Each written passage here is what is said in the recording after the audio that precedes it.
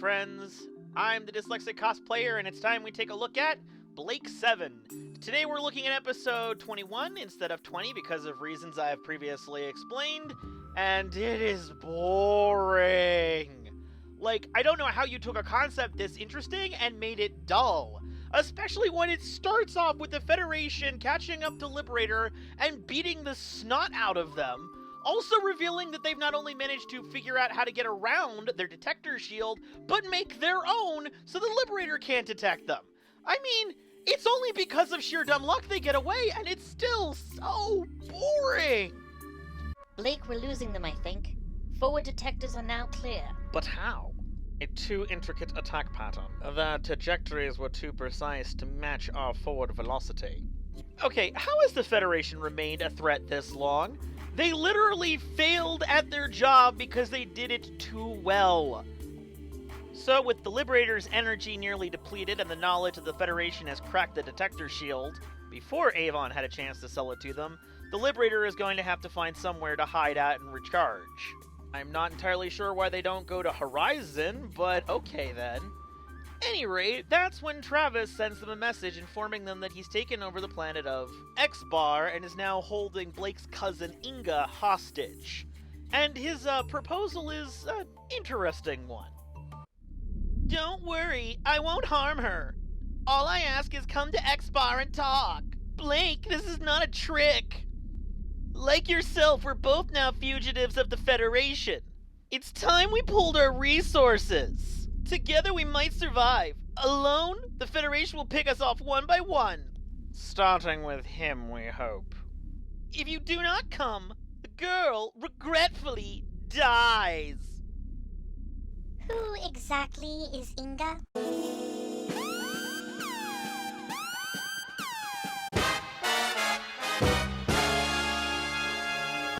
Jenna, priorities. This is a hostage situation.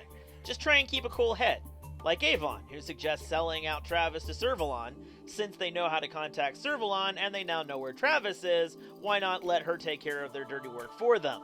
Even as a result, there's a high likelihood that Inga and Blake's uncle will be killed in the crossfire. So Blake goes if only to save his sole surviving family. Back over at Space Command, we end up watching Servalon chewing out the Space Commander that managed to lose Blake. It seems that Travis somehow had the perfect combination of brilliance and stupidity to almost succeed on a regular basis. This guy nearly succeeds once, and for some reason he's fired and replaced. I don't get it. The organization of the Federation is dumb. The other plot point worth discussing is the fact that Servalon's power is starting to slip from her fingers, as higher level members of the government have begun questioning her handling of the Blake and Travis affair. I'm surprised it's taken even this long, but apparently Blake's infamy and legend has begun spreading far and wide. They talk of him as sort of a hero, many of them. What rubbish. His people impede progress, Servalon. And order, most importantly, order is all that matters. There is a natural order to this world, and those who try and upend it do not fare well. I do not need you to remind me of that, Counselor. Does he perhaps need to help you find your balls? No, you bad dragon reject. I'll take a pair of yours and wear them as earrings. If only she would take my life. I supported your promotion. Perhaps I was wrong. Perhaps you were. There's a first time for everything, Joban. I've always admired your willingness to take risks. Calculated risks. I add up to a bad enemy. So do I, Counselor. I'm sorry, I'll stop fanboying now. However, after Joban leaves, that's when Servalon receives an encoded message addressed specifically to her, informing her where to find Travis. We cut over to Blake and his crew examining the planet X-Bar, and it's become clear that to shake up the rock quarry formula, we're going with an abandoned chalk quarry this time instead. Oh, and this planet has a thin atmosphere, so if you climb the mountains, you'll run out of air quick. Yeah, sure, whatever. There's some tension between Blake and Avon about Blake going down alone to go do this, And apparently Callie can sense some sort of emotional disturbance within the Force. Yeah, shocker, Avon's the one that sent Servalon the message telling her where to find Travis, so he's trying to get Blake out of there before Servalon shows up. While running around in a spacesuit that does nothing for Gareth Thomas's figure, Blake ends up running into his uncle, Austin. And judging by how he's dressed and greets Blake, this is clearly Space West Virginia, and I will from here on out be calling him Bubba. So Blake and Bubba go back to his house where he fills him in on how Travis took over the planet so easily. Yeah, so I was wrong in the last episode assuming that Servalon had given Travis a bunch of mutoids. Turns out these are crimos, criminal psychopaths. And okay, look, when the evil empire from Star Wars that literally kidnapped children to draft into their army looks at you and goes, well, we may be kidnappers, but we never indoctrinated psychopaths into our army, maybe you really are the bad guys. So Bubba tells Blake where to find his daughter, Blake's cousin Inga. Travis took her hostage and is holding her on one of the hilltops inside of an old oxygen purification plant. Something resembling fortifications on this tiny little backwater planet. As Blake is sent up the mountain, Avon, who teleported down earlier, is able to figure out that Bubba's a traitor. I mean, he's totally right, but I can't wait to hear his deductive reasoning behind that when he explains it to Villa. Is that the old man? Blake's uncle or whatever? It is. I don't trust him. Why? When he saw Blake go, he had a limp. When he went back into the cave, he didn't. Perhaps he's a fast healer. I think Blake's in trouble. I'm going after him. Dang, Avon, you've gotten much more observant since episode 20. We'll get to that one eventually. We see Servalon heading for X-Bar at best possible speed, and we get a beautiful scene exemplifying just how self-centered she really is. Computer reports message from Counselor Joban. Ignore it. It is from headquarters, Supreme Commander. I said ignore it. It is directed to the ship. Is it directed to you? No. To whom is it directed? To you. And I said, ignore it. Is that understood? As Blake makes the ridgeline, he ends up being ambushed by one of Travis's crimos. And that's when we get a new excuse for the teleporter to not work. It just rolls off of his arm as he rolls down the mountainside. He even manages to get his foot trapped in a bear trap trying to retrieve it. I mean, the writers are just coming up with frankly ridiculous excuses at this point for why they can't just teleport out of danger. Like with Villa, who managed to get his teleport bracelet taken away by Bubba, a barely literate caveman who somehow knows that they're important. And even Avon manages to get himself caught in a net.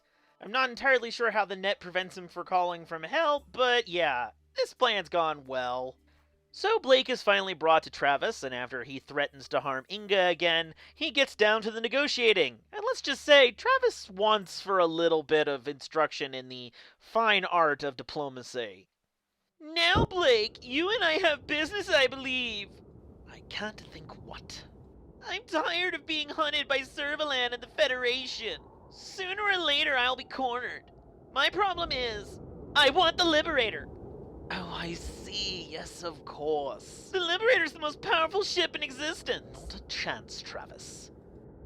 We'll see. How are you failing at this? You have Blake dead to rights, and then you let your captive escape, and you still can't convince him to let you take the Liberator. You also let Blake get under your skin, threaten to hit him, and then don't. Do I need to teach you how this works? The Mad King did as he liked. Has your Uncle Jamie ever told you what happened to him?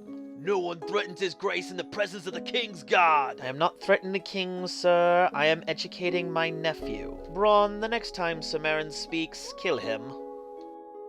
That was a threat. See the difference? I mean, Travish does an okay job manipulating Bubba by threatening his daughter and managing to convince him into telling Travis that, shocker, Villa's a coward and easily manipulated. I don't know how you needed him to tell you that, but whatever. So by literally putting a gun to Villa's head, he's able to trick the Liberator into teleporting up one of the crimos. The first time in the show's history that we've ever had anyone from the Federation on board the Liberator. which is completely anticlimactic when a little bit later they manage to teleport him outside of the ship into the vacuum of space, and we can reuse that footage of Brian Blessed exploding. Simpler times. Meanwhile, down on the planet, Bubba has finally had it with Travis and helps free Blake and his crew. They seemingly manage to defeat the Crimos with the most obvious styrofoam blocks as boulders I've ever seen. Careful, boys, they're slightly sharper than Nerf darts! Which is only slightly more dignified than Travis, who manages to be taken out by a net once he has Blake dead to rights again. So Travis is left tied up for Servalon when she arrives on the planet X-Bar in a few hours. Meanwhile, Inga and Bubba are going to stay behind and try and form a resistance here on this little tiny backwater. I mean, it worked out well for the coal mining unions, so under the disapproving eyes of Jenna, Blake says goodbye to his cousin in traditional West Virginia fashion, and then they teleport off to their next adventure. Meanwhile, Servalon catches up to Travis and for some reason thinks the guy that has failed repeatedly to capture or kill Blake may still be useful to her. So while officially they are still enemies, unofficially she's going to use him to track down Blake. And we round out the episode. This, unfortunately, is the episode of the season that truly feels like filler. Mostly pointless and with poorly developed characters. And the whole weird subplot with Blake and his cousin, which I don't even want to talk about. At any rate, I figured I'd offer some constructive criticism for a change. Have Travis's attempt to try and ally with Blake be sincere, since they're both, as he says, on the lam from the Federation. Have him say that he's come to protect Inga as a sign of goodwill, but have Servalon pick up the transmission, and that's what brings her to X-Bar, rather than having it be Avon betraying the crew. And then Blake and Travis are truly forced to work together, and then you could have Servalon make Travis an offer too good to refuse, manipulating him once again, and forcing him to betray Blake. I'm not saying that it would make total sense, but it would give us a little bit more of an interesting dynamic between the two characters. It's not like heroes and villains don't team up other times, and it would be a nice way to show how well Travis can manipulate even Blake. But, at any rate, that's the end of the episode, and that is the end of the series that I remember as a child. Everything from here on out I have seen at least once, but I haven't watched on repeat 1,000 times growing up, so my memory may be a little vague, and it may take a little bit longer to do the reviews. At any rate, I hope you will join us for our next episode, episode 22, Countdown. What can you expect? Well, we get to see what would happen if Blake 7 attempted to do 24. We get to see Voyage to Destiny done better. And it's an Avon-centric episode, so it has to be good. I hope you'll all join me for episode 22, Countdown. Until next time, sign-ups are hard. Hello, friends. I hope you're all enjoying Blake 7 as much as I am making the reviews of it. If you want to show your support for the series, check out their YouTube page, link in the description. And if you want to show support for this series, feel free to like, share, and subscribe. I'm also doing other reviews all the time, and new series are always coming. And if you enjoy those, I have some original content that I'm creating, as well as a bunch of stuff over on my Patreon. Links for that and my Facebook page can be found in the description below. And now some special thanks for my patrons on Patreon. Drawn by Kenna, Jen Goodnight, Lucy Westera, Norm DePlume. Thank you all so much for your contributions and for making all of this possible.